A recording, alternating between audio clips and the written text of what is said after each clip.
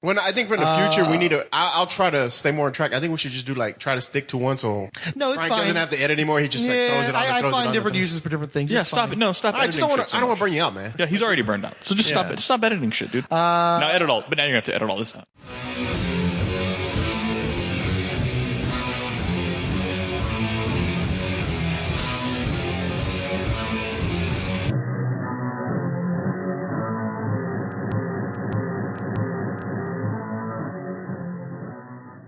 Hey, dude, Lovecraft Country, you got to chill out. I don't see the. Can you hear me? I'm hearing you. Okay, I am 100% on board with you. The first episode was fantastic, and you were not the only person that texted me and was like, "Watch this shit." My sister did it too, and we watched it, and I was like blown away. I'm like, hell yes, this was the show we needed. And I'm telling you, dude, that second episode was so fucking bad. That was like worse than a CW show. Like, I don't even know what the fuck was going on. They were jumping around so much. Like, I felt like they tried to cram like 3 episodes into one just to get it out of the way, and I was just like, this was fucking terrible. But then I realized when they showed you the scenes from the next week, I'm like, okay, this is going to be basically like a Tales from the Dark Side kind of fucking Black Mirror kind of deal, where each episode is going to kind of be its own self-contained story. I'm like, okay, well then I like the characters themselves and the actors enough. If one sucks, then next week's will be better. And last week's was better, but not like amazing. It was good, but not amazing. And then at the end of it, the fucking blonde chick shows up again. I'm like, fuck. That's going to be like an overarching like shit. The whole fucking like season is. I'm gonna have to see, like,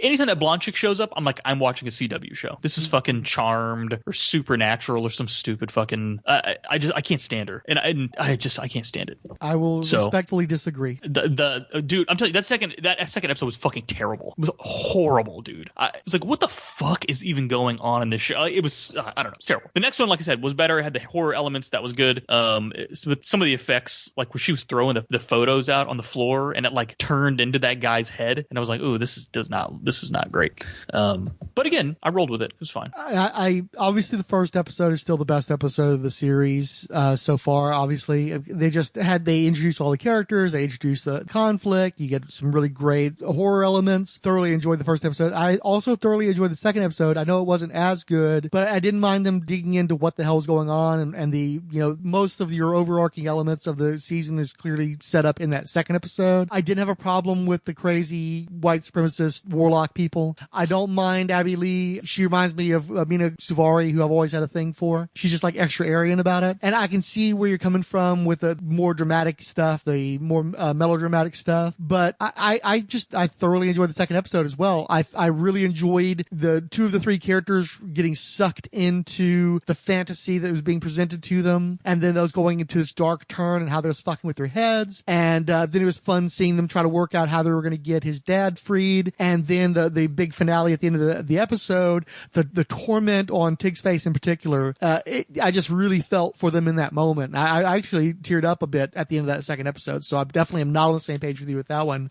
And then the third was just, again, excellent. I love that they're self-contained, because apparently in the books they're individual stories as well, and they're trying to give it more of a series feel by interlacing season elements into the individual stories. But the way they was written in the book apparently is more like Lovecraft, where it was just a collection of stories that I think had the same characters throughout. But they made some changes to which characters are around and who lives and who dies and what their gender is and all that kind of shit. The third episode for me was the weakest of the 3 so far, even though I still completely enjoyed it. I love how self-contained it is. I love that it feels like a movie with all the fat cut off of it. And so it's just all killer, no filler. I love all the political subtext and the historical subtext and all the little Easter eggs and shit. I know there's shit that I'm not getting because I'm a white dude, but there's also shit that I'm getting because at least I have some familiarity with Black history to catch shit like Emmett Till being on the fucking Ouija board and shit. And it's emotional, it's rich. I just think it's fucking fantastic. It definitely hits all my sweet spots. I'm a horror guy, and I love that this is some like legit horror that they're doing here. They're showing like actual gore, and they're also getting into psychological horror and how horrific history itself can be. And it's like I was talking to a fellow the other day about how I was more scared of the racist cops in the pilot than it was the monsters. I was actually relieved once the monsters showed up, because at least our characters had a fighting chance against that, where once with the law, you don't know if these guys are going to make it out of this situation or not. So the horror works on so many different levels. Characters were growing on me very quickly. I thoroughly enjoyed it. Was really resistant to seeing Birds of Prey, and I still don't want to see it. But seeing how well Journey Smollett has done on this show, what a bravura of acting performances she's given over the course of these 3 episodes, I'm actually much more willing to see Birds of Prey now than I ever was before, based on the strength of the show. And yeah, I realize that some of the effects are dodgy, particularly in the sequence you talked about with the ghost coming out of the pictures. I think, they're not going to get Game of Thrones budgets on this thing, but when you watch the pilot, you're seeing them trying to do some stuff on the Game of Thrones scale, at least the dream sequence that opens the show. I think that there are some budgetary limitations they're going to have to work against, but overall, I think it was good. I don't know how much of the ghosts in episode 3 was digital versus practical, and the fact that I have to question it tells me they did a pretty good job on that aspect. But yeah, there was some stuff like the ghost head that just like that wasn't any good. But most of the rest of the effects I thought were perfect for what they were trying to convey. So I have no real complaints there. I really am enjoying it. And what's fun too is, again, you've got the fantasy elements and the horror elements, but you've also got that grounding history, and each episode fills me up. Like once I finish an episode, I'm good for another week, because I've satisfied, I have satiety from this. And it reminds me a lot of Mad Men in that respect, where every episode felt like a little drama, a little movie, and it was every single episode was like its own little movie, and it worked so well for me, and it was so rich. But also you've got the fun fantasy horror elements to it that, it's certainly, you never have any car chases in Mad Men, so you get the best of 2 kinds of filmmaking that I enjoy put together in one show, where it works together pretty seamlessly. I finally got to see Doom Patrol since it moved over to HBO Max, and I'd been hearing good things about it. I'd been enthusiastic about seeing that for a while, but I haven't been progressing with it, in part because Paquita doesn't really like it. She doesn't really like either one of them, unfortunately. And so she's not really down to watch it. And also, Doom Patrol had that thing in the middle of the season where all of a sudden they decided, okay, now we're going to have the side quest. And here's another side quest. I'm like, I just wanted you to stick to the main story. Why are we doing all these fucking side quests? And so that was a little off-putting.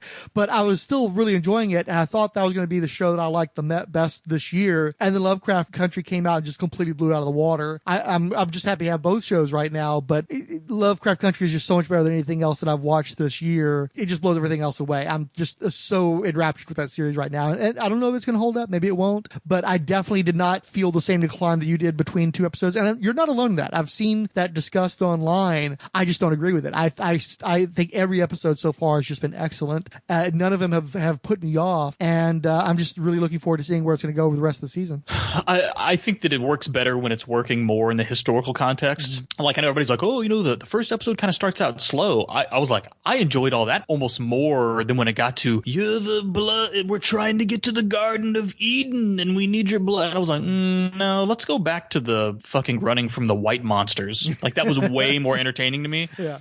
Dude, that whole scene in the fucking castle where they're like, well, he has the blood. He's the only one here with the blood of whatever the fucking dude's name is. So he can ask you all to leave. And he gets up and goes, leave. And they go, hum, hum, hum, hum. And they'll get up and walk out. I'm like, what the fuck is going on, dude? Like, oh, there's a bunch of racist white guys. And they're just where's the fucking DNA test? Like, nobody, we were all going to get out and just listen to this guy in the middle of fucking, 1950s or whatever. Oh, we better just get up and walk out. And I'm just like, what the fuck is going on? Like, this is so fucking, I'm so stupid. And then I don't know. You're not wrong, but also I see that shit in movies all the time, particularly in fantasy and horror type shit. And it's one of those things where usually you let it slide. I think one of the issues why it's probably sticking in your craw here is because the historical context is familiar enough to you to where you're like, I'm not sure that's how that would really go down. Where if it was a fantasy situation, the show itself is telling you that. Like, the show is very rooted in the history, and then just, we got to flip the fucking switch, and now these dudes are just bossing everybody around. It's like, what the fuck's going on? So, like, it was just really, and it was because they didn't have time to explain it because they were cramming so much shit into that episode, and I was just like, no, don't like it. I don't like her, and I don't like the dad, and I like the boyfriend or brother, whoever that is. That was why I was like, okay, good. The next episode, we don't have to see any of these motherfuckers because the house imploded, and then she shows up at the end. I'm like, oh, fuck. Like, no. As soon as I saw her car, I was like, fuck, these dumbasses are back. Like, I don't give a shit about the Garden of, we have to find what was the fucking page of spells or some shit? I'm like, oh my God, we're going to go find a page of spells. We got to open up the portal to the Garden of Eden and we can bring your and I'm just like, no, this is not, none of this has any, do I have any interest in any of this shit? Now, the black folks moving into the white neighborhood and taking bats to their fucking cars and it's fucking haunted, I'm down with all that. That's fine. Like I said, some of the effects were dodgy, but I thoroughly enjoyed all that. But like as soon as the fucking blonde haired chick popped up, I'm like, oh, like she's hot, whatever. That's fine. But no, don't care about the fucking Garden of Eden, and just zero care. So as long as maybe they only do a hint of that every now and then, I can keep watching the show. But between the second episode being so rushed and and the other thing, the second episode had some of the worst musical cues I've ever heard in my life, where they would like actually turn the like like the music was getting loud, but they were just having like a conversation, and I'm like, do they realize they started playing music over the conversation like something was about to happen, and then nothing happened, and I'm like, somebody's fucked up with the music, and like it was like shockingly bad. Luckily that did not seem to carry over the next episode, but again, that second episode was it was like they just threw a bunch of shit in a blender and it came out. It was terrible. Well, and it is an instance where the show gets loud. I think that was one of the problems that Paquita had with it, is it'll be quiet and then it'll get like really fucking loud, and you know the decibel levels are just all over the place with the show, so that can be an issue. But I really like a lot of the needle drops too. I like that they're have anachronous choices, but I also really enjoy like the older cuts from the 30s, 40s, 50s. Yeah, but this was I'm talking about just like their their dramatic elevator music they're playing throughout the episode. The tone music that it was just all in the second episode, it was just all over the place. Like I was like, what the fuck? Why are they playing music over this? I can't even fucking hear what they're saying now. I'd have to watch for the sequence because I don't remember having anything like that I had a problem with. But I don't know. Well, they cleaned it up for the next episode. They seem to cut a lot of that shit out, and the fact I didn't notice it in the third episode means that they did it correctly. It was just normal show music. But the second episode, I was like, this show's fucking. I was like, I think this show might suck so bad so that when Sunday came, we're watching a docuseries called The Vow also. That it was like, you want to watch Lovecraft Country, The Vow, and then we're rewatching The Boys since season 2 starts in like 2 days, and it was like Lovecraft Country was on the bottom of the list. Like we watched The Vow first, and then we watched The Boys, and then like Monday or Tuesday or whatever we watched Lovecraft Country. I'm like, okay, at least it was a little better this time. But yeah, I don't know. I still haven't tried The Boys. I just it's so fucking good. It is so good. It is not a dumb shoot 'em up action show. Like it is one of the most perfectly cast shows, from the douchebags to the fucking fractured heroes to the dweebs to like they're all so well cast. It's unbelievable how they nailed every single character in the show. Like I don't know who the fuck did the casting for that show, but they absolutely knocked it out of the park.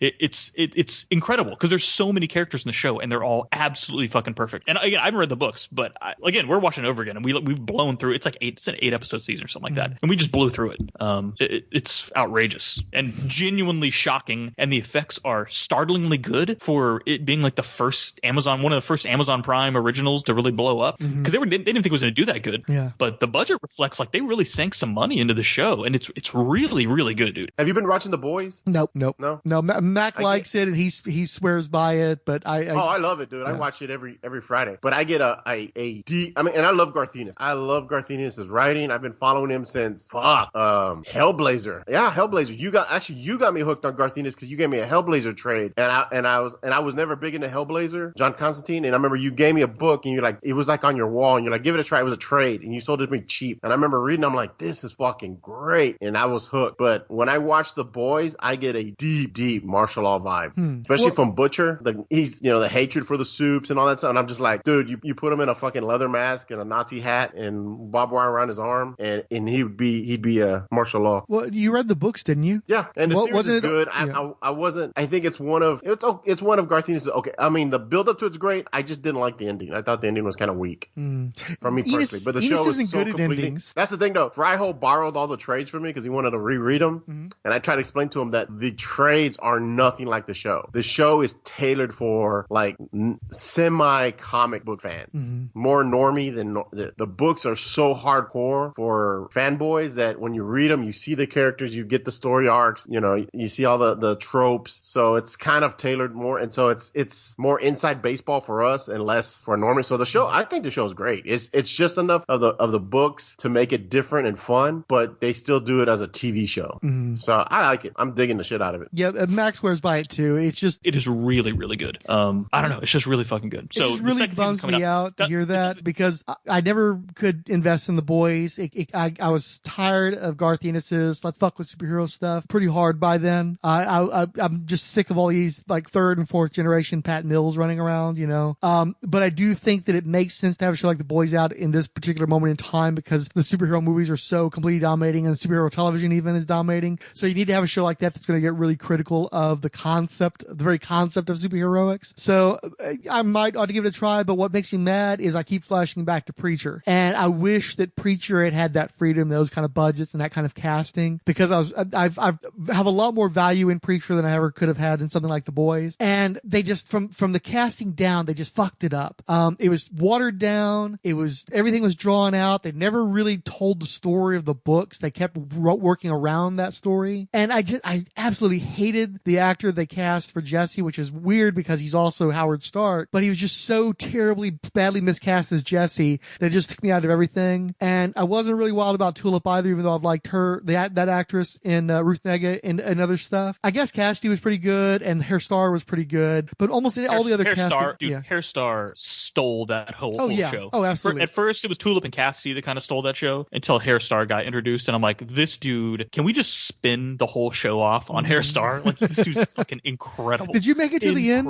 Oh, yeah. No, okay. We watched the whole thing. Yes, yeah, I got through the first 2 seasons, and that second season was just interminable. That whole fucking season in that fucking apartment. And I think I watched like an episode or so of the third season. I've watched the first episode when they finally went to Angelville, and it was just like, you know what? I'm done with this. I'm so tired of this. It's gonna be another season of them hanging out in their fucking parlor, with Jesse doing shit because he's being forced because of what happened with Tulip. It's like, I just can't give a shit anymore. I can't do this anymore. And then I think I went ahead and I watched the last episode, and I was just like, man, I'm so glad I skipped all this shit. And like you said, the only thing that would make me entertained was Their Star. Yeah, season 1 was good. Season 2, I would disagree with that. I would strongly disagree with that. I think that there were some good episodes and it ended on a high note, but there was a lot of shit in the first season that just shouldn't have been in there. Sure. And then the second season, despite them being in the apartment the whole time, had its moments too. The third season was good, and the fourth season they were like, oh, we're canceling the show. We got to do fucking everything in like 8 episodes or how many episodes it was, and it was just like you're like your head's spinning. They're trying to cram so much shit, and characters are going fucking everywhere.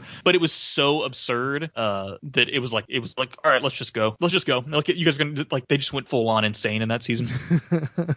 But it just sucked because it was like, oh man, I think they actually could have had something here. I agree with you. The dude they got to play Cassie was just whatever his name is. I always forget Dominic Cooper. Thank you. Yeah, I was like, as much as I like that dude, I'm like, yeah, he's like, he was as Seinfeld as you could be. Like, he was like the straight guy in that fucking show, and you were in it for Cassidy and Tulip and Hair Star and the fucking Arseface and all that stuff. It was just, I don't know, whatever. Yeah, all that shit with Arseface and Hitler and shit. What Hitler, the fuck? yeah, like the fucking buddy comedy going on. Yeah, it was just, and that was why I was just like, oh, we're getting canceled. Fuck, we gotta it's just like you compare the second season where it's in the apartment for the whole fucking season to the last season where it's just fucking just in pure insanity. Like, it's crazy. But yeah, we watched the whole thing. But that one was definitely where it was like, ugh, like this, you guys fucked this show up. You guys, this should have been so different. But I'm telling you, dude, if you give The Boys a couple episodes, I mean, you'd already be a quarter of the way through the whole season at that point because it's only 8 episodes. But dude, I'm telling you, it's really, really good. And again, just the quality of actor and the costumes are phenomenal in that show. Like, they're incredible. The detail they went into in those costumes, like fucking Homelander's uniform is fucking incredible. Like, it could be in a Marvel movie. It's so good and so detailed. And he's a psychopath. I mean, it's good, dude. It's really, and some of the characters that are like, these are bad heroes, but some of them you like sympathize with because they're part of this fucking superhero machine. I went ahead. They dropped the Honest trailer the other day, and I went ahead and I watched that, and they made a point of there's a whole tangent about he's a terrible person, but he's got a kid. He's a terrible person, but she's got a kid. And how they basically keep using that same technique to make you empathize with these horrible people. Well, I mean, kids are kind of a theme of the season. That's why. I mean, that's not done on accident. Accident. It's not on purpose. That it varies. There are kids. The children are a theme through the first. Honest trailers aren't quite as dense as Cinema Sins, but they're pretty on the nose about shit. They don't necessarily give things a lot of nuance, so that might be part of it too. Like they may not be able to see that, no, this is actual theme, and they're just like harping on, look, this keeps happening. It's like, because it's a theme, stupid. So yeah. Anyway, it's good. Like I said, it's only 8 episodes. Well, I really like Carl Urban too. He's one of those actors that just,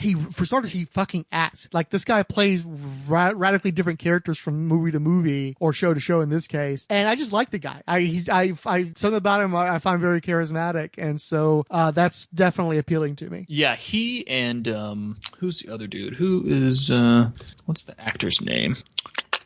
Is it the guy who's playing Little Huey? Yeah, Huey. Yeah. What is this guy's It's weird name? for me to see Simon Pegg is in that show, but he's not playing the character that was based on him. But I guess he aged out of it or something. Yeah, he plays his dad. What is the dude's fucking Jack Quaid? Dude, so is this one of the Quaid's kids, I guess? I have no idea. Yeah, Meg Ryan and Dennis Quaid's son. Oh, yeah? I had no idea. That's who. Dude, he is fucking great. I've never seen this dude in anything. But apparently, let me see. He was in the Hunger Games? Really? Oh, didn't know that. Well, a lot of people fine. who died in that, so Yeah. But anyway, he and Urban are phenomenal together, dude. They're so good together. I don't know. The show's just a blast. I think it's just a blast. And yeah, there's a lot of gory deaths and gratuitous shit, but some of it's fucking hilarious, and some of it's horrifying, but some of it's hilarious. It's a real dark, but it's a dark comedy in my opinion. It's an 8-episode dark comedy that gets really fucking grim, but has some hilarious moments in it. So I don't remember if I asked you already. You said it's an hour long, right? Well, I think they're like 45 to 50 minutes. I don't even think any of them actually hit a whole hour. Good. Yeah, that's one thing that does kill me is we're pretty much simpatico on that. It's like there's too many shows that aren't an hour, and so don't make them be an hour. So I'm glad to hear that they're going for closer to 40-45 minutes on this one. Yeah, I think some might go a tick over 50. I mean, this says runtime per episode is 55 to 66 minutes. Maybe like the last episode is maybe over an hour by a hair, but I think they're all high 40s to low 50s. Well, I'm guessing it doesn't feel like an hour regardless, so that's the important thing, I would think. Right. Watchmen was like a solid hour. Every episode is a solid hour of Watchmen, I believe. Yeah, that's another one I still haven't. I think you can tell the difference. When it's 52 versus slightly over an hour, I mean, that's a pretty decent amount of it's a chunk of time there. Yeah. I mean, everybody said great things about it, and it's just thinking I know this is going to be heavy though, and I know it's probably going to be heavy in a way that I don't enjoy as much. Yeah. Watchmen is so heavy. Yeah. I mean, it's especially once you get past the first couple episodes, it's great. Okay. I'll get to it. Probably what I'll do is because I'm training myself back, and there's very few shows that I watch on a weekly basis anymore. Most everything is streaming, and most everything is done during dinner, so you really want something closer to the half-hour range. But with Lovecraft Country, I'm getting used to at least one show a week for a full hour commitment, and so I'm thinking about once that one ends its 10-episode run, then I'll just slot Watchmen into that same day. I'll do my Monday, or Tuesday hour-long watch. So you got to pay attention though. Watchmen, you got to pay attention to Watchmen. Watchmen is deep. Yeah, anyway. But I do want to say, what's her name? Is it Journey Smollett? What is her name? Journey Smollett. She's fantastic. She and Tick are steal the show. I mean, they're the leads of the show, so they should steal it. But no, I think the whole cast is excellent. There's no bum notes amongst any of the cast members. Yeah, I think the acting's fine in the show. It's just I just have no interest in some bad CW fantasy show, and that's what that's the part of the show I don't want. I don't want that. Yeah. I don't give a shit about the fucking Garden of Eden, the fucking lost pages spells. Fucking kidding me, dude. And I'm sorry. Rolled my eyes. Yeah, Tig is already in superhero shape too. That guy's got to get a superhero movie post haste. I was just that dude is cut as fuck. When I saw him, he reminded me of the Silver Age Martian Manhunter. So I mean, he's could he beat? I know he wouldn't be, but it's I would like to see him do something in the superhero realm just to take advantage of how well built he already is. And I mean, yeah, his dude's freaking yoked. I mean, it's he's awesome, dude. He's awesome. Like I said, I want to like the show. If the whole main story arc they're going to keep weaving in is I've got no interest in, it's going to be tough for me. What I will say is her showing up in the last 5 minutes as sort of coming next kind of deal. I didn't appreciate that. The story ended once the house was dealt with, and then there's this other thing was hey, wait a second now, we did our story this week. Fuck off with this shit. So that's what I'm saying. I'm telling you, as soon as that car pulled up, I went, oh no.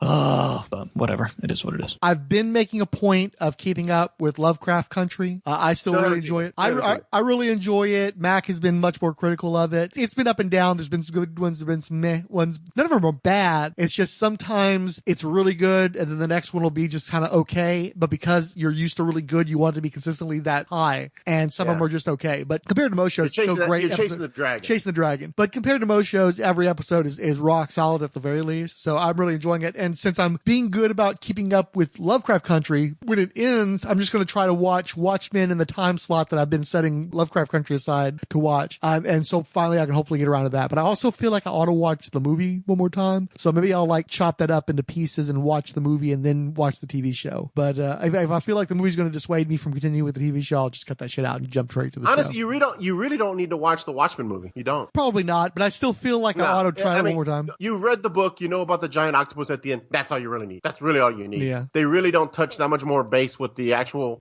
movie. They really don't lean on it too. They don't lean on it too much. With all those Emmys that show got, it must be accessible to people who would not go watch that movie, because I guarantee a lot of those Emmy voters did not watch the movie. Yes, I'm telling you, when I watched it, and I want to rewatch it, I'm going to have to get HBO Max because I want to rewatch it. What I remember distinctly was it didn't lean very heavy on the movie. It was almost like its own thing. They just kind of, where the movie fucked up on the ending, they were like, no, that's a great ending. That's going to be our jumping off point. Mm-hmm. And they literally use that as a jumping off point. And I told you, I did watch that one sequence where they showed the event that occurred during the ending of the Watchmen book. And that was really intriguing to me. I like that opening sequence they had with the carnival. Yes. That's such a great, I don't want to ruin it. Yeah, no, that's a great scene. I saw that and I was like, that's this, it's one of the reasons why my resolve to not watch that show broke down. Here's another controversial statement. Kubrick, little overrated. Yeah, well, he's an asshole. He's a major asshole and kind of a weirdo. I do believe he's a little overrated. He's made some fine films. He's made some very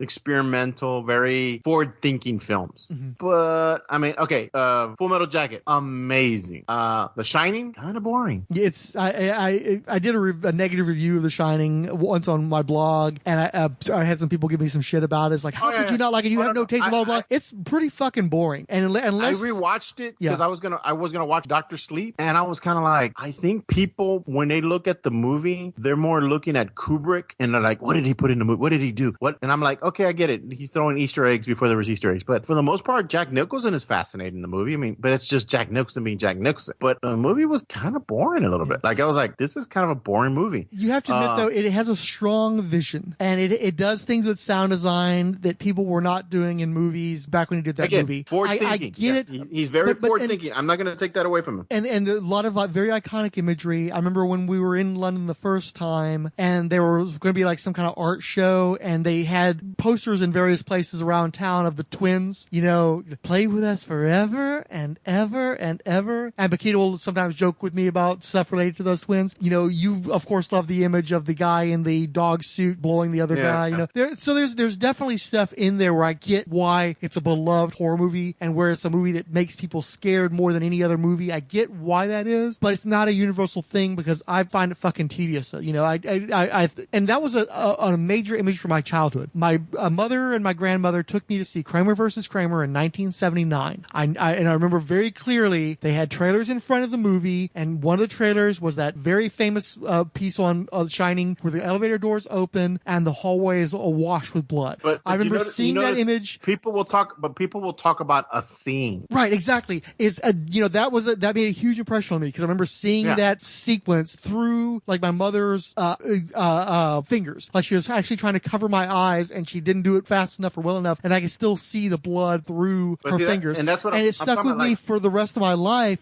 But at the same time, when I actually watched the movie, and I'm talking about I saw it, I think in '83 or so. I saw it not that many years after release, and I was bored with it as a kid, and I wasn't scared of it, and I've seen it multiple times as an adult now. It was actually on just the other day on cable, and I watched like the last 20 minutes or so. And again, I totally see why it made a huge imprint on the culture. I understand why people still reference it. I understand how it was a blueprint for how to do a scary movie from going from that point forward, but it's still kind of fucking boring. Yeah. And, the kill count's super low. R.I.P. Scatman Crothers. Especially after you've seen it. When I think of Clockwork Orange, it's those certain scenes that stand out, but it's like these amazing scenes strung together with story. Same thing with 2001. There's certain scenes that very, I can't do that for you, Dave. Scenes like that stand out, but then the rest is kind of like, Full Metal Jacket is the only one I can think of that I'm just like engaged the entire movie. Because I noticed that was the thing with Kubrick movies is I definitely disengage from the movie from time to time. It loses my interest. Like, I get that he's trying to be, artful and suspense, but I'm just like, this is boring, dude. Like, ponderous. He draws it out too long, where he's trying to show his dominance of your time. Like, you're gonna follow what he commands, and I'm just like, it's boring. Like I said, Full Metal Jacket was the only one I could think of that I was kind of like on board. And that's probably a paycheck gig for him. That was probably, I'm gonna go ahead and do a Vietnam movie. These things are making money right now. I've always been under the impression that was him doing kind of a paycheck gig. Really? That's the impression I'm under. I mean, he certainly doesn't put his trademark time in. I mean, definitely there are horror stories about working on Full Metal Jacket too, about billions of takes of different scenes and stuff like that.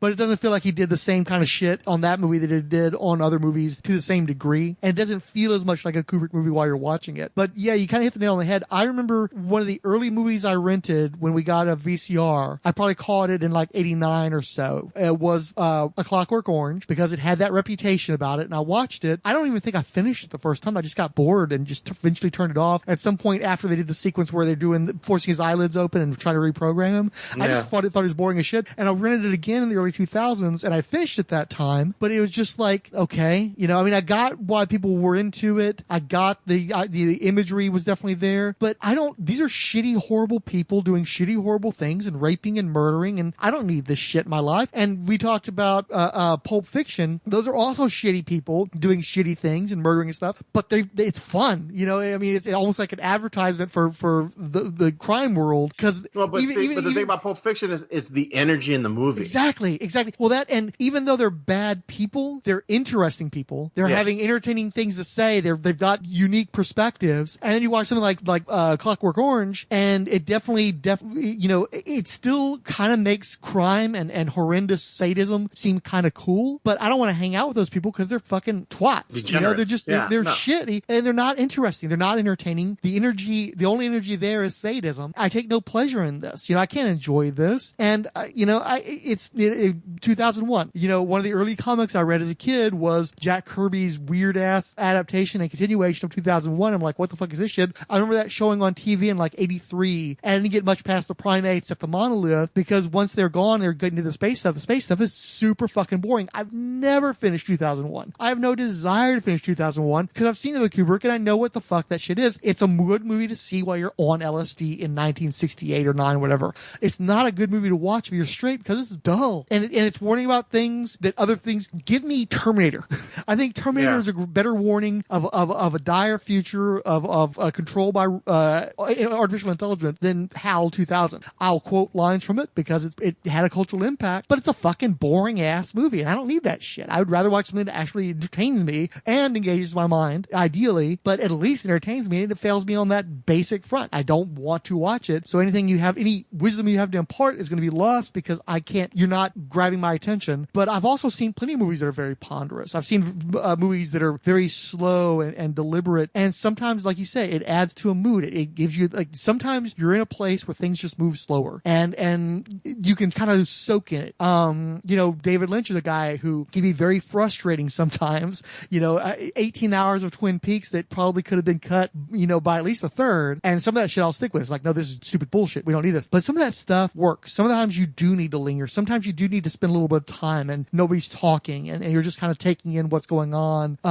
or being puzzled by something and you're trying to figure out what the fuck you're looking at and nobody's telling you what the hell it is and it's all ultimately dream logic open to interpretation. But someone like a David Lynch can engage me. Sometimes it repulses me. Sometimes I'm just like, fuck this stuff. I'm tired of this. I don't need this. But other times he really effectively engages me. And my problem with somebody like a Kubrick is that I can't think of aside from Full Metal Jacket, and it's still not my favorite Vietnam movie. I'm a casualties of war guy. Sorry. But I can definitely see plugging into that movie in a way that I can't most anything else he does. And that was a movie that feels the least like a Kubrick movie. And actually, if anything, if there's a Kubrick movie that feels like Quentin Tarantino, it's Full Metal Jacket. Yeah, absolutely. Well, because it's chaos, the energy in it. Mm-hmm. And again, the horrible people saying interesting things, doing interesting things. Yeah. Well, Private Jokers, it's an interesting view to see it from, especially with, the whole thing on Ellis Island with Gomer Pyle. Mm-hmm. Just, that's your honey bunny moment. That's actually part of my problem is that I'm into the movie up until they get out of training camp. And then once they're actually in Vietnam, I kind of start to lose interest a little bit. It's not, and I'm not saying there's anything wrong with the movie. That's the stuff that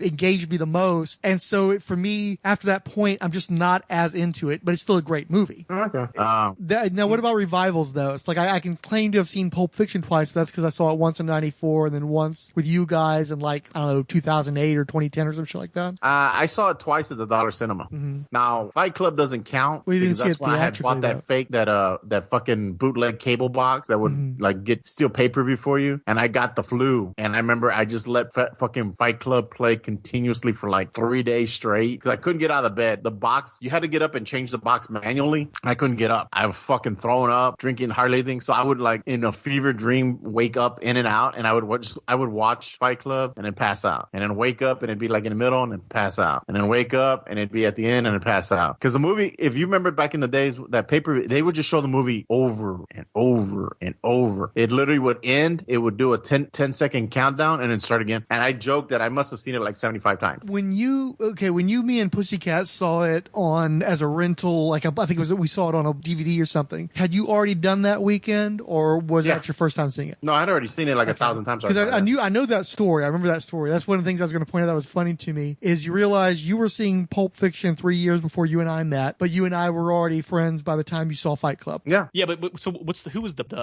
To Catch a Predator guy? Chris Hansen. So he's on Cameo. Oh my God. Which is of course amazing. You can pay him to be to call out one of your buddies or whatever and tell him, hey, I've heard you've been up to no good and stuff like that. That's what I'm talking about, dude. That's the perfect person.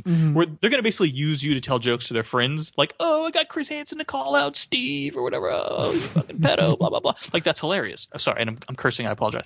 Well, I don't think this is going to make it on there anyway necessarily, or maybe some of it.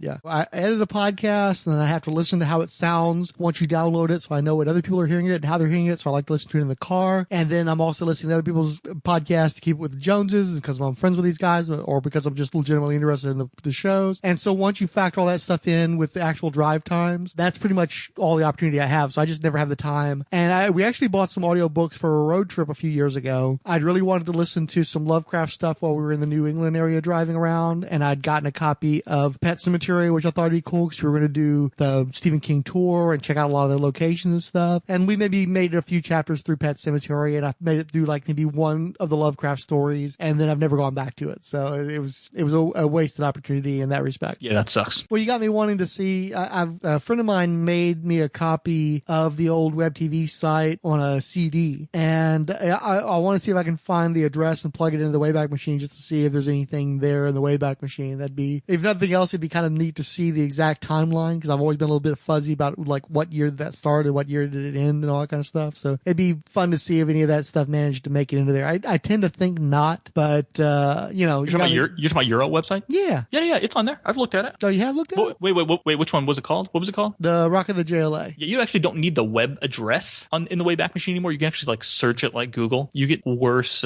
results. But I want to say I found one of your old sites. I thought. No, I could be wrong. I know my old Iron Man site is not on there. Printed circuits. I just feel like WebTV is just, no, with printed circuits, was that a message board, wasn't it? That was a message board, wasn't it? No. That was the name of my No, but I mean, didn't you make a message board back when you could do that rather easily? You had your own message board for Iron Man? Yeah, for a little bit, yeah. It was was it Alta Vista, or which server was that? I can't remember. It wasn't UBB. It was one, yeah, but it was I think it was linked on my site maybe, but yeah, you'll have to do a little more deep dive. If you actually have the actual web address. Well, the thing is, I think I have it on that CD. I just have to figure out what I do with the CD. It was in a AOL case at one point. So God only knows. And I mean like the DVD style AOL cases at one point. I tried Martian Manhunter, The Rock of the JLA. Let's see what Me too. It didn't. Nada. Yeah, see, they get pretty good about archiving at the mid-aughts, but a lot of stuff from around the turn of the century, and especially before it, they're pretty light on. Yeah. I think a lot of stuff that they have that you can find is stuff that was just, vestigial. So it looks like they went all the way back to the late 90s, but really they were doing the caps in the 05 to 10, somewhere in that range. And so something like a WebTV page that they took down probably 5 minutes after I canceled my subscription, I don't think they had the opportunity to get on, take a snap of that. Very interesting. Probably too much credit. Yeah. But still fun. Yeah, it's going to be weird because we're already here where Wayback Machine, there was a cartoon. They made a cartoon of that. Hey, you talking to me? Yeah, because the name of the internet, Wayback Machine, comes from the Mr. Peabody cartoon. And it's like nobody's going to know what the hell that is. Yeah. He would get in there with what was it, the little dog or whatever? Mm-hmm. Mr. Peabody, let's get in the Wayback. That's what they call it, the Wayback Machine? Yeah. That's where they get the name from, but I guarantee you there's already a whole generation that has no idea of that reference, and it's just about the Internet Archive. Although I don't know that really how many kids would give a shit about the Wayback Machine anyway. Nobody cares about it. So I typed in illegal machine. Mm-hmm. Man, they cached a lot of porn websites. Like this one's called hardcore-anal-sex.cx. 17,000 captures from the year 2000 to 2002. Okay. Well, illegal gambling video poker machines, Illinois. Captures from 2005. Oh, well, I've gone down a rabbit hole. I don't need to look at vintage GeoCities porn. That's fine. I'm looking for the DC message board. It's taking its time. Yeah, they lost a bunch of servers too, didn't they? In like a fire a couple of years ago. Oh, really? Didn't know. Yeah, they were we actually lost the internet. Mm-hmm. So here's dcboards.warnerbrothers.com from 1999 to 2012. That's 99 can't be it, right? Is that too late? It's trying to redirect. It's like, ugh. It kind of looks like it's pooping itself right now. Yeah, it just redirects to the actual current DC. So yeah, it can't handle that. And the other one's Washington DC message boards. Not what I was looking for. See, here's comic boards. That was the one I was on for a long time. Alvaro's comic boards, which dude, their search function had broken forever ago, and suddenly it's working again. I'm like, dude, this didn't work when I was on this at in the late 90s, early 2000s, and now it all works. I can find stuff that I posted back in 1999 and stuff. It's really bizarre and terrifying. Yeah. Some stuff. That's why I can't run for political office. I think about these things too. And I'm like, no, let's not do that. No good would come of this. No. Sometimes I'm like, I wonder if I still have moderator status. I can go in and just purge. Yeah, I occasionally are like, I need to go to my blog that I still have access to and do a quick little scrub here and there. Yep. Especially on Nerd, because there's definitely some problematic stuff there that I still should be dealing with. I took down a lot of stuff, but there's probably some more stuff I really needed to address. Hotel Jungla? This is a weird little rabbit hole we've fallen down into. Foodnetwork.com from 1996, 2013. Ultimate ban list.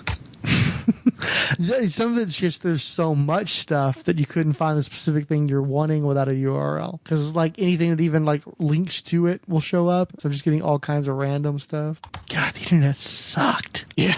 There was so much text and no pictures to break it up. But that was back people actually read. Mm-hmm. There was no alternative because there was no real video capability. Mm-hmm. It was 4 pixels squiggling around on the screen with bad audio behind it. And it was I'd rather read. Mm-hmm. Well, it's now you're oh, there's 5 words. No, I do a lot of reading still. I don't watch a lot of. I mean, I watch videos too, but I still do a fair amount of reading. Jeffrey Brown was talking about. We were talking about I think it was Image Zero or something thereabouts, and it was Youngblood number 9. He'd been introduced to the issue through Linkara's Top the Fourth Wall video, and so I watched that, and it just so happened that was the episode where he decided to do a retrospective. So he was talking about starting a vlog in 2009 or whatever, and how he basically gave a brief history of the capability of internet videos and stuff, and reminding everybody that YouTube goes back 2006 and how crappy it was for years because it was just pictures of people's cats and stuff, or videos of people's cats, and just getting these flashbacks to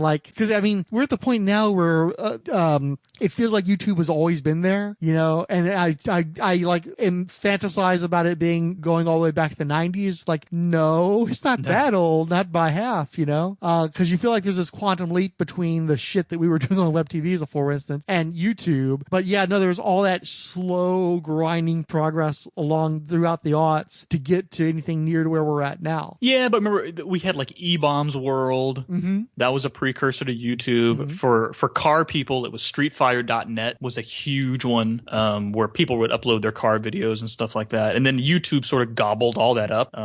But yeah, so even though YouTube started in 05, 06 or whatever, we were still we were watching, there were still some sites where you had collections of videos where people could upload. I think AOL video was something for a little bit because they allowed larger videos to be uploaded.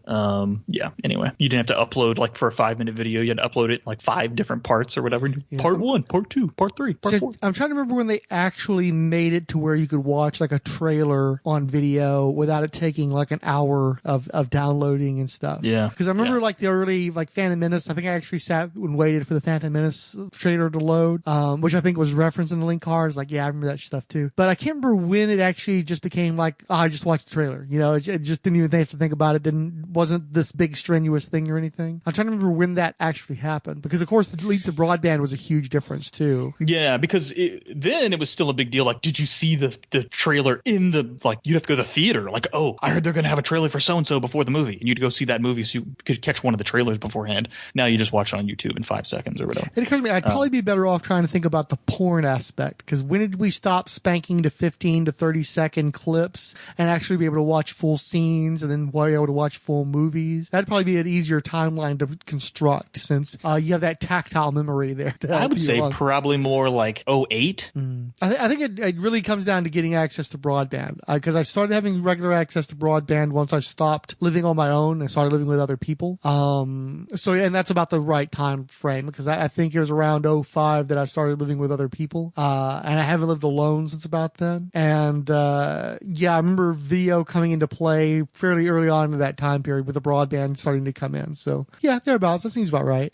Yeah, because you got to remember, like, you had like your Napsters and your Live Wires and stuff like that, but nobody was downloading video on that stuff. No, you were pirating MP3s. Nobody was downloading video. I mean, nobody had a connection that could do that. Like the torrenting and stuff did not exist back then. I mean, I think I've got some videos that I downloaded from back then, but it's just like I said, it's a series of pixels, and those are actually downloaded videos. It's funny that you mentioned that because I actually do have from the LimeWire days. I downloaded a couple or 3 like Rook Assault videos. I think I've downloaded a copy of Tori Amos doing Smells Like Teen Spirit, but they're like you watch them today and they're like so low resolution. It's such tiny little videos that nobody would ever bother with that today. Because you'd watch them in Real Player, it would only open on like a 2x2 cube on your computer, on your CRT monitor. Yeah, so trying to watch it in high def today is like, oh my god, we were so deprived. So I start playing a joke with Monkey, and I'm like, I tell him, okay, zombie apocalypse time. What do you grab first? And he's looking around and he goes, Gatorade, good. What else? Dry cereal, good. What else?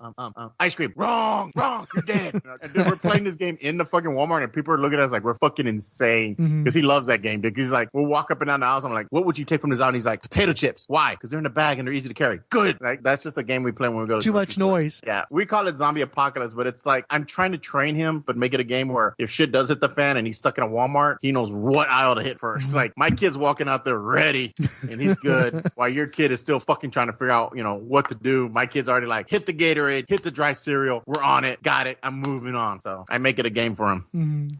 Now, granted, we probably shouldn't do it out loud in a fucking panicky Walmart. My bad. Maybe we should wait till the pandemic is down, but it's good to inject a little realism into it. He sees a panicky people. He's not going to panic because he's already focused. Because, dude, I'm not kidding, dude. We went to 5 Walmarts, and by the 5th Walmart, he's just like, 5th aisle, that's the Gatorade. 8th aisle, that's the cereal. Like, this kid had that shit locked. I'm like, proud of my boy. I went all kick-ass dad on him.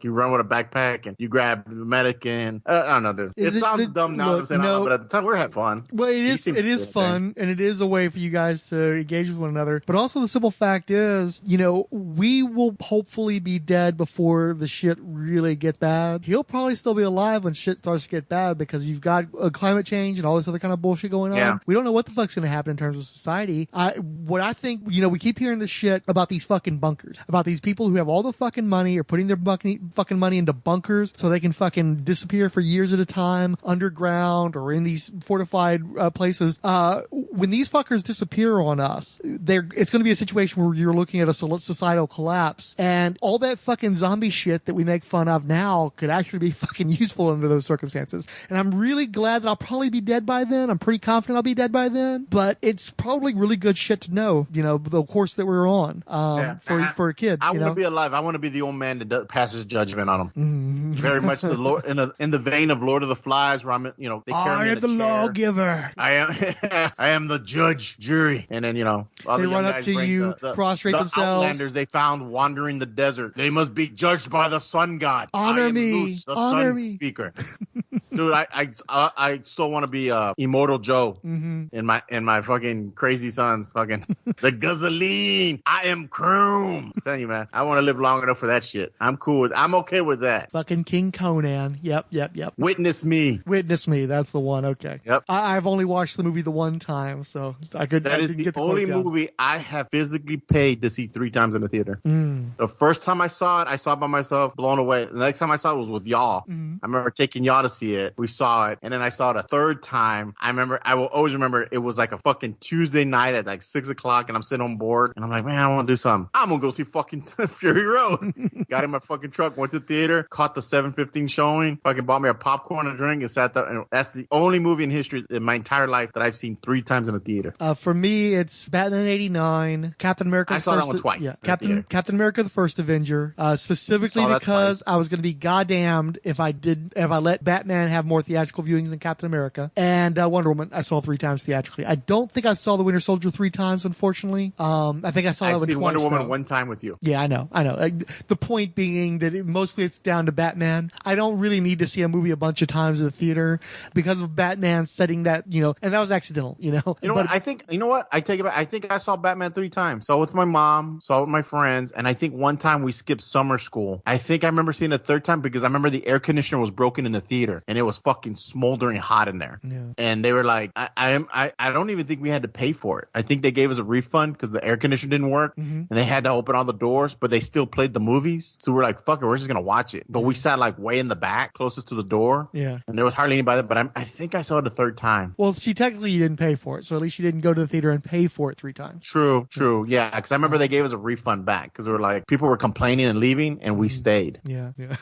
Okay. Another tangent. Seen the team that did like the Men in Black cartoon or even the Rusty and Big Guy cartoon, that animation style that's somewhat like it's kind of simple, but it's simple but detailed, and it's very like the humans do look very human, and then the characters that don't look human have kind of a cartoony look to them. Like I don't know if you've ever seen a Men in Black cartoon series. Oh yeah, no, it was really that's what got me about the Men in Black cartoon is I watched the movies and I thought they were okay, but I was never a big fan of it. And then every now and again I'd catch the cartoon. And I was really surprised at how sophisticated and how kind of dark the show was. The art style, right? The art style, it lends itself to that dark storytelling. I mean, the series is actually I've watched. It's one of my. I mean, the movies are okay, but I love that TV series. Yeah, you get when me and Fryho were talking about it maybe a few months ago, where one of my favorite villains still is Alpha from that TV show, where it's a Men in Black agent going around cutting parts of aliens and attaching them to his body because he wants to live forever. And so there's at one point you see this giant. They see him and you see his human head, and then all these like alien heads and hands are popping out, and he's basically just finding ways to the best part of an alien race to cut off of them and add to his body. I'm just like, that's so fucked up for a kid's cartoon. He's basically a serial murderer. I mean, he's going around killing aliens to steal their body parts. So yeah, it was interesting. Yeah, I still think that both Ghostbusters and Men in Black benefited greatly from their animated series. I think a lot of the goodwill. Real Ghostbusters cartoon? Yeah. Oh yeah. Well, no. Okay, but if you say Real Ghostbusters, I'm thinking season 1 and 2, where it had that very dark. One of my favorites still. That 2 episodes of the Real Ghostbusters that still bother me is the one with the Sandman, where it's like a goblin with this real massive head, and he has this loud, screechy, high pitched voice that kind of gave me nightmares as a kid. And then I've always loved the Halloween special one, where they kind of do the history of Halloween, and you just see all these demons and stuff. So yeah, that would have worked. That would have lent itself really well. Yeah, and then again, that's part of the appeal is that mix of horror and comedy that Ghostbusters had, and then a little bit more sci-fi, but maybe a edgier sci-fi with comedy that Men in Black had. Really? The Dawn of the Dead remake is probably the best thing he ever did. Oh, you know what? I take it back. I did like the Dawn of the Dead remake. Didn't you hate that one though? Well, James Gunn wrote it. Oh, did he? Yeah, he wrote that. Wow. That was both their first things. It's not that I hated it. I was extremely disappointed with the ending, and I was bummed that it wasn't able to sustain the quality of those first 10 minutes. It never got as good as those first 10 minutes. Oh, yeah. Well, and they released that online to whet people's appetite. It got people really excited for it, and then going to see the movie and seeing that was the best 10 minutes, that was a bit of a bummer. But it's got its good qualities. It's just that you gotta understand, it's a remake of my favorite movie of all time, so I'm going to be a little bit critical of it. And I rewatched the old one, and actually held up pretty well.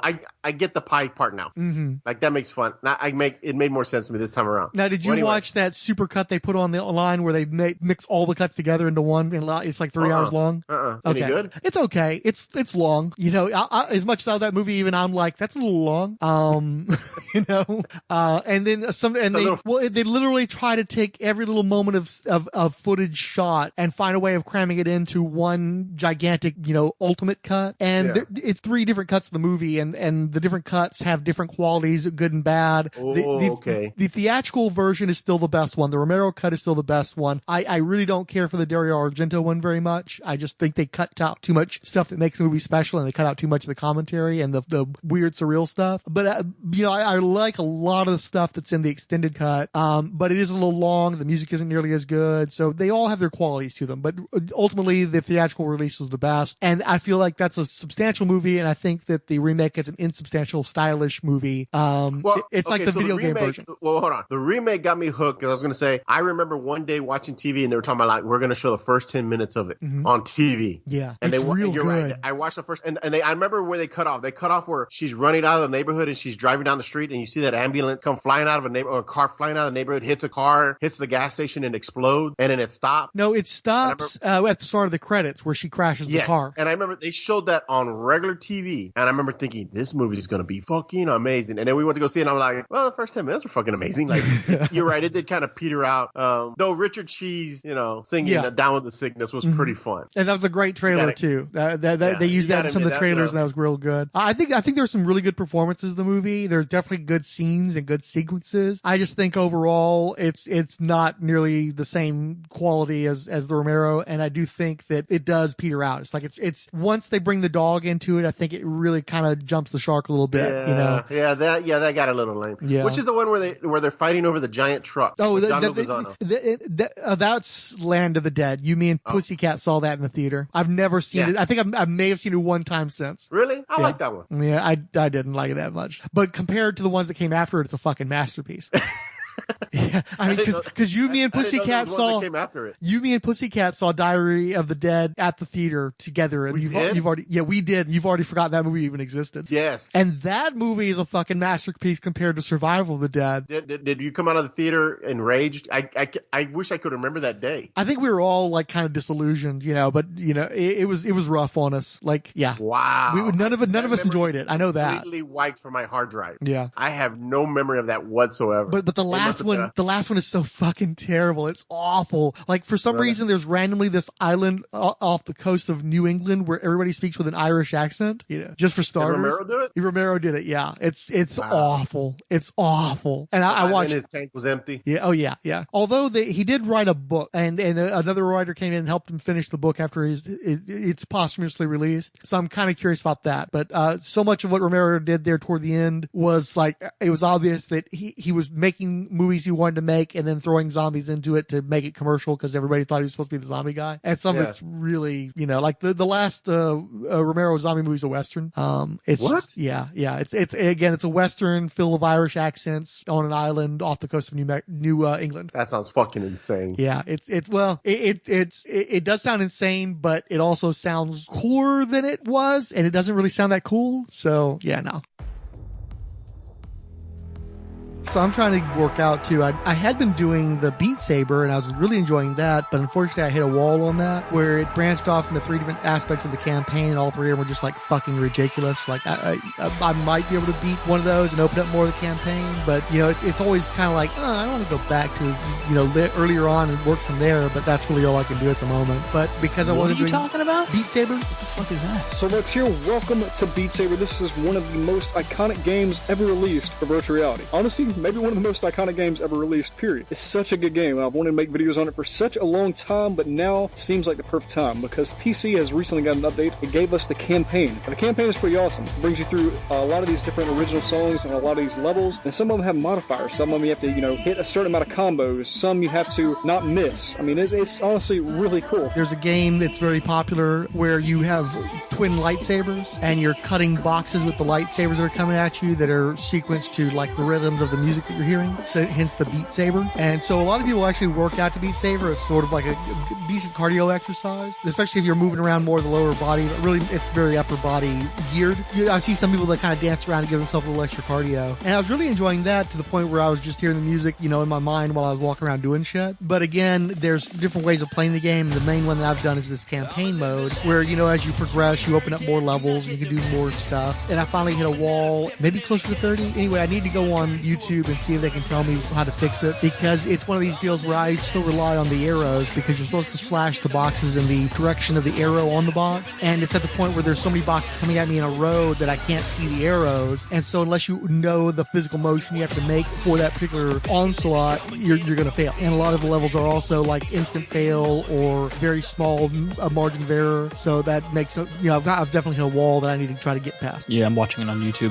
It's Dance Dance Revolution, Guitar Hero kind of style deal. There should be some sort of a foot pad so you could get more incentive to use your feet, but it's really arm centric. And so you'd get okay cardio from that, especially when it gets to the higher levels. A much stronger cardio is another one we got that's something like Saber Roller or some shit. I don't remember what it's called. Sent Riders. It's similar, but with that one, your fists are roller balls, or sort of like a Tron kind of thing going on. And so you have different colored orbs coming at you, and it's techno music, so it's much faster beats per minute. And you're having to punch the orbs of different colors that are coming at you, and the orange ones, you got to bring your hands together and hit with both hands. And then you've got, I think it's blue on the right hand and a red on the left hand. And then you also have these rails, and so sometimes you're using the rollers on your hands that replace your hands to ride on the rails, and other times you're punching. And that's one where the music really not my bag, that it's too techno. The levels seem like they run kind of long, but it might just be because you've got so much stuff coming at you. But you get a way better cardio, but I'm just too fucking old, and I just don't enjoy it as much. It's not as much fun. Like with Beat Saber, you really get into the how your hands are moving. You kind of feel like a Sith Lord or something, because you're really getting into the whole fencing quality of it. Where this one, it's a little bit more like Tron, and it's just a lot of punchy. So it's okay, and it's definitely a better workout, but I don't enjoy it nearly as much. And then there's the Creed game, the boxing game. I get a decent workout on that one too. Very disorienting though, because it's way easier to go out of your boundaries since you're in a boxing ring with somebody. And also you have this reserve because your fighter wears out more quickly than you do. And so it can be a little frustrating, because here you are taking it to this guy, and you have to stop because your fighter's too weak to have any force behind the blows anymore. And so you gotta sit there and rest. That's okay. There's a dance one that's pretty good. That one wore me out though. So I'm trying to take advantage of that for the cardio aspect, but sometimes it's just easier to have something like that dummy, just beat the hell out of dummy, and you feel like you got a good workout, and it's a lot quicker, particularly than Beat Saber. Beat Saber you have to play for a while before you start to get kind of winded, and you can actually play that indefinitely depending on the exertion of the level, where some of these other ones, you do one level and you're already feeling it. So different qualities, but sometimes it's nice to just beat I feel like I got a pretty good workout just beating the hell out of a doll, and that might be more beneficial. Just find whatever you can do, man. Anything's better than nothing, for sure. Yeah, and I just simply need to lose weight. I'm just too goddamn fat. COVID, way too much eating out, too. That did not help at all. We were doing it too bad before then, but COVID is, you're tired and you just want to fucking plop down and eat something, and they'll bring it to your fucking door. You get to that habit. It really latches on you pretty quickly. Yeah, we've resisted the food delivery. Because I think the restaurants get nothing. It sounds like DoorDash and all these places. It's a fucking scheme on these restaurants, and they have to be on it because people use it so much. But they totally take advantage of these restaurants. So they take a giant cut. So we've tried to avoid doing that, but. No, I mean, I've known that it's one of those models that really doesn't seem like it's very lucrative, I guess, for anybody besides the app developer. So, yeah, that does make sense. But for a while there, we were real skittish about going out. Just having been out so much, I'm not nearly as skittish as I was, or never have been as skittish, particularly as Paquita. For a while there, she just, was wanting to deliver a whole kinds of stuff. And we still get, our grocery delivery and stuff. That is definitely better than going to the grocery stores. There are just too many people running around without masks and shit in there. But it's a big space. I don't know if it really has much of that much of an impact. I mean, thankfully I never got anything when I was still going to the grocery store, and I don't exactly miss going to the grocery store for the most part, aside from they don't deliver all your shit, just simple as that. It's I know they'll have shit when I go to the grocery store that they never seem to have when you're trying to order it online. When you order it online. Yeah, it's they have a certain allocation, and then it's okay, well, the people who come in to the actual physical store get this shit now, and you get well, and honestly, it's clear they're also dumping shit on you. You're always getting shit that's about to expire, or you're getting an undesirable brand because because that's what they had too much of. And they always want to push the store brand shit on you. You got to make a point of not doing substitution. Yeah, I've heard those complaints. Because my boss, they would do the deal where they drive by and they put it in your car and you drive off or whatever. Mm-hmm.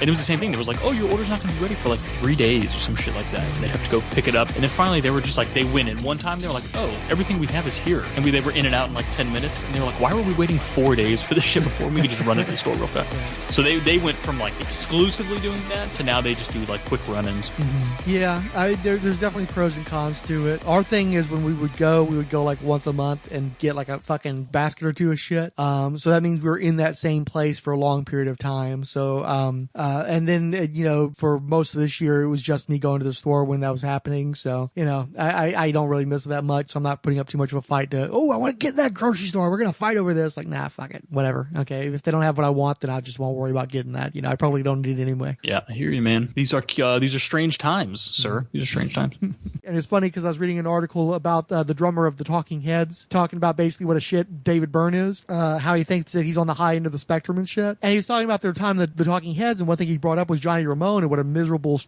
prejudiced asshole he was, and him describing Stonehenge as just a bunch of fucking rocks out in the field. Well, I'm here to tell you, it's a bunch of fucking rocks out in the field.